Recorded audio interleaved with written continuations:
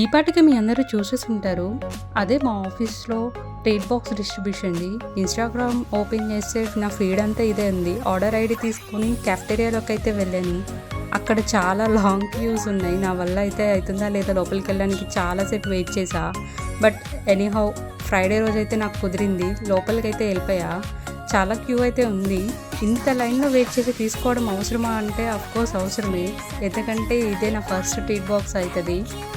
And కంపెనీలో ప్రతి నెల వచ్చే శాలరీ కన్నా ఇలా అప్పుడప్పుడు ఇచ్చే వెల్కమ్ బాక్స్లు, ట్రీట్ బాక్స్లే ఎక్కువ ఎక్సైట్మెంట్ ఇస్తాయి. అఫ్కోర్స్ ఇందులో ఏముంటాయో everyone knows that some chocolates and dates. అయితే చాక్లెట్స్ లేదా డేట్స్.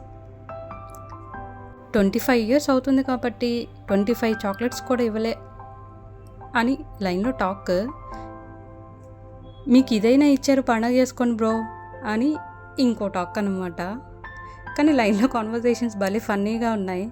నేనైతే అక్కడే చాక్లెట్స్ అన్నీ ఓపెన్ చేసేసా. ఎలాగో రైన్గా ఉంది, వెయిట్ చేస్తూ ఇంకెందుకులే అని చాక్లెట్స్ అయితే ఓపెన్ చేసేసా. ఈ చాక్లెట్స్ చూడడానికి గట్టిగా ఉన్నాయి, బట్ తినడానికి ఎలా ఉంటాయో, బట్ టేస్ట్ అయితే బాగానే ఉంటాయని ఎక్స్పెక్ట్ చేస్తున్నా నేనైతే. ఈ డేట్స్ అయితే లోపల ఫిల్లింగ్ అయ్యి వచ్చాయి డ్రై ఫ్రూట్స్తో. చిన్నప్పుడు నీ బాక్స్లో ఎన్ని వచ్చినాయి, నా బాక్స్లో ఎన్ని వచ్చినాయి అన్నట్టు నేను కూడా నాకు ఎన్ని వచ్చాయా అని కౌంటింగ్ చేసేసుకుంటున్నా. ఇవన్నీ నేను ఎలాగో తినలేను. ఖచ్చితంగా మా వారికి ఇవ్వడానికి ప్యాక్ చేసుకోవాలి. బయటైతే ఫుల్ వర్షం. నాకైతే భలే అనిపించింది. కొంతసేపు ఆస్వాదించేసి అక్కడే నుంచొని ఆ క్లైమేట్, ఆ వర్షం. ఇంకంతే రిటర్న్లో ర్యాపిడో బుక్ చేసేసుకొని పీజీకి అయితే రిటర్న్ అయిపోయా.